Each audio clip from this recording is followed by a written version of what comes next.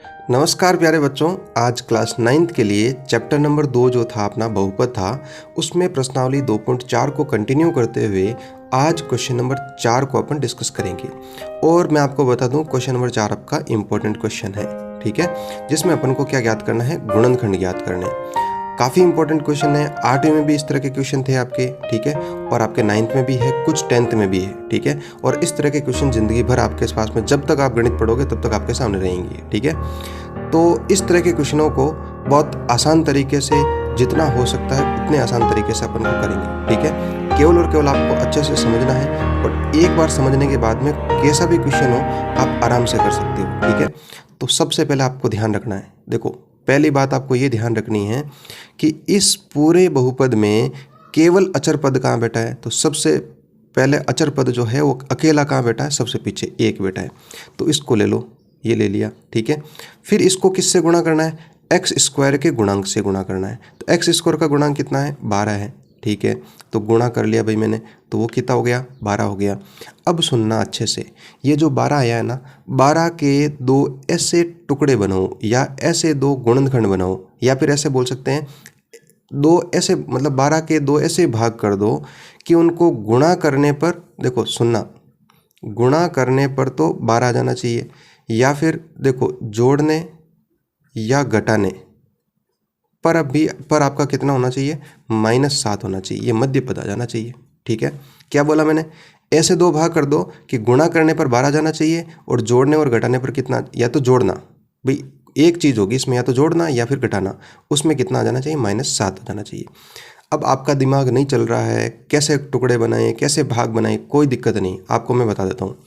एक होती है अपनी खजूर विधि, ठीक है, बस अपने मन की बनाई हुई है। इसमें क्या करना है, ऐसे 12 लिख दिया है अपन ने, और फिर इस तरह से कुछ खजूर बना दो, ये खजूर का पौधा हो गया, ठीक है। अब आपको क्या करना है, सबसे पहले आप 1 से स्टार्ट कर दो, 1 का भाग लगाओ 12 में, कितनी बार गया, 12 बार, ठीक है। मुझे आप बताओ, 1 को 12 से गुणा करूंगा तब तो 12 हो रहा है, क्या 1 को और 12 को जोड़ूंगा तो -7 आएगा क्या, नहीं, घटाऊंगा तो -7 आएगा क्या, नहीं। तो इसका मतलब ये अपने काम का नहीं है। अगले वाले की बात करें, 2 का भाग लगाओ, 2 छके 12, तो देखो 6 और 2 8 होते हैं, नहीं आया। 6 में से 2 घटाओ, 4 आए, तो अपने तो -7 तो आने वाले नहीं है, तो इसका मतलब ये भी अपने काम का नहीं है। 3 का भाग लगाओ, 3 चौके 12, देखो बच्चों 4 और 3 को गुणा करूंगा तो 12 आ रहा है, बिल्कुल आ रहा है। 4 और 3 को देखो जोड़ने पर आपका आ रहा है, बिल्कुल -7, अरे वाह, अपने पास में ये 2 भाग अपन को प्राप्त हो गए। बस इस प्रकार आपको ध्यान रखना है, इस प्रकार से आपकी कोई भी गलती नहीं होगी, चाहे कितना भी बड़ा क्वेश्चन हो, कितनी भी बड़ी संख्या हो, इस प्रकार से उसका भाग बना सकते हैं, ठीक है। तो देखो समझ लेते हैं, ये 12x²। अब बच्चों देखो अपनों -7x करना है, और अपने पास में 3 और 4 इसके भाग हैं, तो -7x कैसे आएगा, -7x इस तरह से आ जाएगा, -3x और माइनस का 4x, भाई माइनस और माइनस समान चिन्ह है, जुड़ जाएगा तो -7x हो जाएगा, प्लस का 1। अच्छे से इसको समझ में आ गया होगा आपको, ठीक है। फिर अपन को क्या करना है, इन दोनों पदों को लेना है, इन दोनों पदों को लेना है। इन दोनों में से कॉमन क्या आने वाला है, कॉमन का मतलब होता है बच्चों कि वह संख्या या वह पद जो दोनों जगह, भाई यहाँ पर भी और यहाँ पर भी, उसका पूरा पूरा भाग जाता हो, ठीक है। यदि संख्या की बात करूँ तो बड़ी से बड़ी ऐसी संख्या जिसका भाग 12 में भी जाता है और 3 में भी जाता है, तो वो कौन सी हो जाएगी, 3 हो जाएगी। 3 का भाग यहाँ पर भी जाता है और यहाँ पर भी जाता है। फिर बात करूँ तो x जो है इसका भाग यहाँ पर भी जाएगा और x² में भी जाएगा, तो x में बाहर ले लेता हूँ। तो कॉमन देखो, 3 का भाग 12 में लगाओ 4 बार, x² का x में भाग लगाओ कितनी बार, देखो कितना बचेगा, x बचेगा, ये हो गया साहब x, माइनस की जगह माइनस। 3 का भाग 3 में 1 बार, x का भाग x में, देखो x का भाग x में कितना हो जाएगा, 1 हो जाएगा, ये देखो इस प्रकार। फिर देखो आगे क्या आ गया, माइनस आ गया।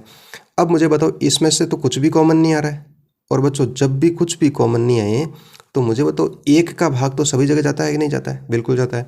तो अपन 1 को कॉमन ले लेते हैं, 1 का भाग इस पूरे में दिया तो 4x, और 1 का भाग 1 में दिया तो भी 1। अब देखो समस्या ये हुई कि यदि आपका बाहर माइनस है तो अंदर का चिन्ह बदल जाएगा, तो यहाँ प्लस है तो क्या हो जाएगा, माइनस हो जाएगा। बस आपको इतना सा ध्यान रखना है, यहीं से अपने उत्तर की जांच भी हो जाएगी कि ये जो दोनों पद हैं वो आपस में क्या हो गए, समान हो गए। देखो 4x - 1 और 4x - 1 समान हुए या नहीं हुए, बिल्कुल हो गए। इसका मतलब यह है कि अपना उत्तर जो है वो सही है। अब आपको क्या करना है बच्चों, इस पूरे बहुपद में मुझे आप ये बताओ कि ऐसा कौन सा पद है जो दोनों जगह ही है, ये वाला भी है और ये वाला भी है, तो इसमें से ये कॉमन आ जाएगा। तो 4x माइनस 1 ये कॉमन आ गया, तो पीछे क्या शेष रहा 3x और यहाँ से क्या शेष रहा -1। ये आपका आंसर है। बहुत अच्छे से समझ में आ गया होगा आपको, ठीक है। इससे सरल आपको कोई समझा ही नहीं सकता। यदि ये भी समझ में नहीं आया तो फिर कोई भी समझ में नहीं आएगा, ठीक है। नेक्स्ट क्वेश्चन देख लेते हैं अपन। तो नेक्स्ट क्वेश्चन जो है वो है आपका 2x² प्लस 7x प्लस 3 है आपका, ठीक है। अब मैंने आपको क्या बोला था, अचर पद को x² के गुणांक से गुणा करना है। तो अचर पद कितना है 3 है, x² का गुणांक कितना है 2 है, तो इनको गुणा किया तो कितना हो गया 6 हो गया। अब आपको क्या करना है, 6 के 2 ऐसे भाग बनाने हैं कि उनको गुणा करने पर कितना आ जाना चाहिए, गुणा करने पर तो 6 आ जाना चाहिए। जोड़ने या घटाने दोनों में से कोई एक, तो उसमें कितना होना चाहिए 7 होना चाहिए। अब अपन को समझ में नहीं आ रहा है तो क्या करेंगे, खजूर विधि है अपने पास में, बस इस प्रकार बना लेते हैं। सबसे पहले 1 का भाग लगाओ, 1 का भाग 6 में 6 बार, देखो दोनों को गुणा करने पर 6 आ रहा है, जोड़ने पर देखो 7 आ रहा है, बिल्कुल आ रहा है, तो अपने पास में यही आपका गुणनखंड हो जाएंगे, ठीक है। इसको इस प्रकार लिख देते, 2x² सेम का सेम लिख दिया। मुझे 7x करना है तो कैसे होगा, 1 और 6 है तो इसको इस प्रकार लिख दो, x प्लस 6x। देखो 7x हो रहा है कि नहीं हो रहा है, बिल्कुल हो रहा है। सर 1 कहाँ गया, देखो 1 इसके पास में है, अपन को दिख नहीं रहा है, प्लस का 3। इन दोनों को ले लो और इन दोनों को ले लो, इन दोनों में से क्या कॉमन आने वाला भाई, x कॉमन हो जाएगा, तो पीछे क्या शेष रहा 2x और यहाँ क्या हो जाएगा 1। इसी प्रकार इन दोनों में से क्या कॉमन आने वाला है, 3 कॉमन आने वाला है, तो 3 का भाग यहाँ दूंगा तो 2x और प्लस का 1। आपको यदि कॉमन लेना नहीं आता है तो आप कमेंट करके बताएं, इसके लिए मैं अलग से वीडियो बना दूंगा, ठीक है। अब देखो 2x प्लस 1 और 2x प्लस 1 आपका सेम है, तो इसको अपन कॉमन ले लेते हैं, 2x प्लस 1 ये कॉमन आ जाएगा। यदि इस पूरे में से कॉमन आ गया तो फिर यहाँ क्या शेष रहेगा, x शेष रहेगा और यहाँ क्या शेष रहेगा 3 शेष रहेगा। ये आपका आंसर हो गया, ठीक है। आप अच्छे से समझ गए होंगे, ठीक है। अगला देखते हैं अपन। तो नेक्स्ट क्वेश्चन है आपका 6x² प्लस 5x माइनस 6। बच्चों पहला काम अपन को करना है, अचर पद को x² के गुणांक से गुणा करना है। तो अचर पद कितना है 6 है, x² का गुणांक कितना है 6 है, तो ये 6 को 6 से गुणा करूंगा तो 36 हो जाएगा। 36 के 2 ऐसे भाग बनाने हैं कि उनको गुणा करने पर 36 आ जाना चाहिए, जोड़ने या घटाने पर आपका कितना जाना चाहिए 5 आना चाहिए, प्लस का 5, ठीक है। तो सबसे पहले 1 का भाग लगाओ, 36 आए, देखो ये रब का काम है ना, तो 1 और 36 को जोड़ने या घटाने पर 5 नहीं आने वाला है, तो ये अपने काम का नहीं है। 2 से करेंगे तो 18 आएगा, ये भी अपने काम का नहीं है। 3 से करेंगे 12 आ जाएगा, ये भी अपने काम का नहीं है। देखो 4 का भाग लगाया और 36 में 9 बार गया, ठीक है। तो 4 और 9 जो है ये अपने काम का है। कैसे काम का है, गुणा कर रहे हो तो 36 आ रहा है।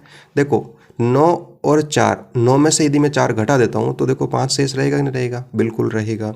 तो बस इसको इस प्रकार कर लो, प्लस का 5 लाना है तो 9 में से 4 को घटाना पड़ेगा, तो इसको ऐसे लिख दो 9x माइनस 4x और माइनस का 6, ठीक है।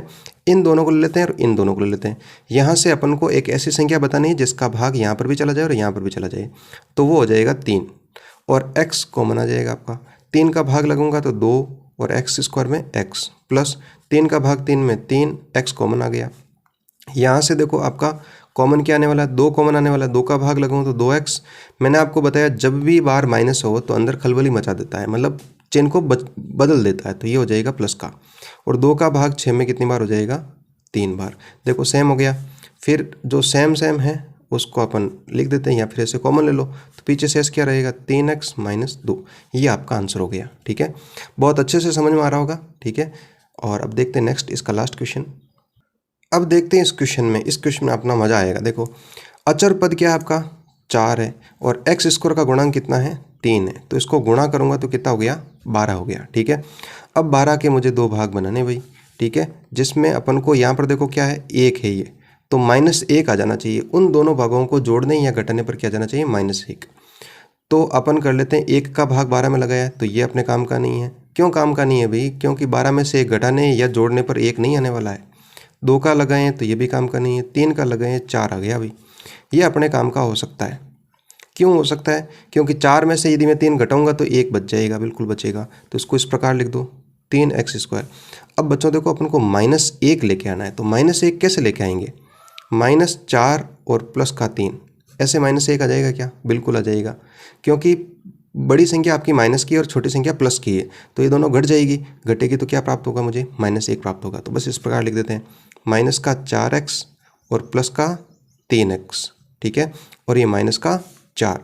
अब इन दोनों को ले लेते हैं और इन दोनों को ले लेते हैं। इन दोनों में से क्या कॉमन आने वाला है, x कॉमन आने वाला है, तो पीछे क्या शेष रहा, 3x - 4। और यहाँ से क्या कॉमन आने वाला है, 1 कॉमन आने वाला है। भाई 1 का भाग जा रहा है सभी जगह, बाकी किसी का नहीं जाता, तो 3x - 4। अब अपन को क्या करना है, देखो ये पद जो है वो दोनों जगह सेम है, तो ये हो जाएगा 3x - 4। पीछे क्या शेष रहेगा, x और प्लस का 1। ये अपना आंसर प्राप्त हो गया। तो बच्चों मैंने आपको ये गुणनखंड के जो क्वेश्चन है उसको समझा दिए हैं, अच्छे से समझा दिए। इससे सरल तरीका कोई हो ही नहीं सकता, क्योंकि सारे जो टीचर्स हैं वो इस तरह से बताते हैं, लेकिन ये जो भाग करने होते हैं वो नहीं बताते, ठीक है। और इसमें सबसे बड़ी समस्या होती है। मैंने आपको ये कंप्लीट बता दिया है, ठीक है। वीडियो को यदि आपको अच्छा लगा, ठीक है, आपको समझ में आ रहा है, तो लाइक करें और चैनल को सब्सक्राइब ज़रूर करें। धन्यवाद।